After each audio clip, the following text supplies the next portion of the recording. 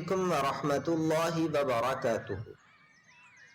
پیارے بچوں، ہم آپ کو ایک کہانی سناتے ہیں جس کا عنوان ہے اللہ دیکھ رہا ہے۔ کسی شہر میں احمد نام کا ایک آدمی رہتا تھا۔ وہ بہت نیک اور سمجھدار انسان تھا۔ اس کے 3 بیٹے تھے۔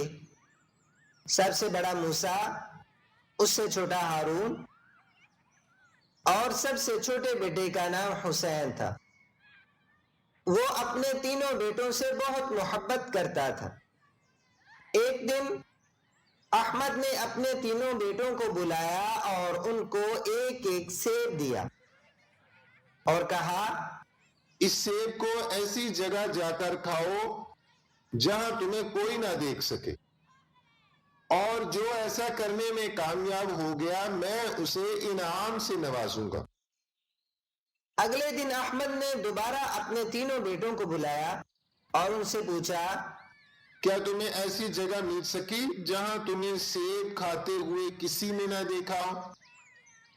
تو سب سے بڑے بیٹے موسیٰ نے جواب دیا، الحمدللہ بابا جان، میں نے باغیچے میں جا کر سیب کھایا اور مجھے وہاں کسی نے دیکھا بھی نہیں۔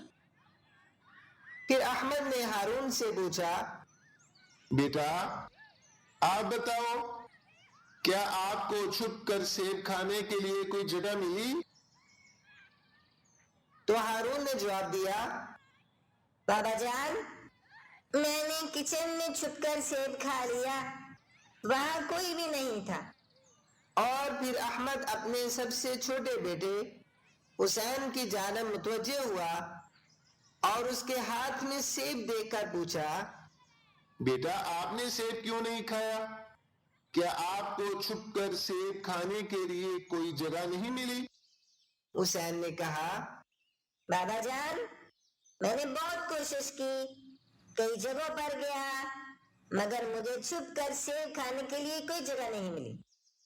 اس لیے کیونکہ میں جہاں بھی جاتا میرے دل میں یہ خیال آتا، اگرچہ انسان مجھے نہیں بھی دیکھ رہے مگر میرا اللہ تو مجھے دیکھ رہا ہے، کیونکہ آپ نے ہی تو بتایا تھا کہ اللہ تعالیٰ کی ایک صفت البصیر ہے، جس کا معنی ہے ہر ایک کو ہر جگہ ہر حال میں دیکھنے والا۔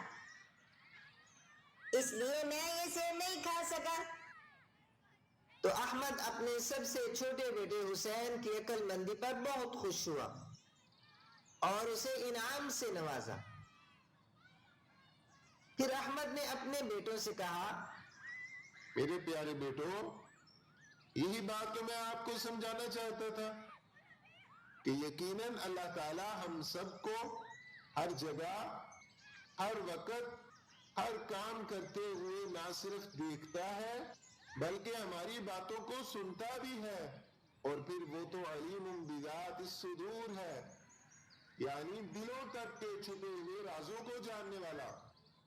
تو پیارے بچوں، اس کہانی سے ہمیں یہ سبق حاصل ہوتا ہے کہ اللہ تعالیٰ ہمیں ہر وقت دیکھ رہا ہوتا ہے اور ہماری باتوں کو سن رہا ہوتا ہے۔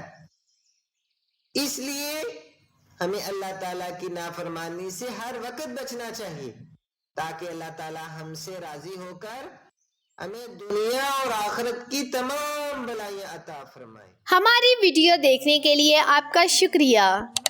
ہمارے چینل کو لائک، شیئر اور سبسکرائب کرنا مت بھولیے۔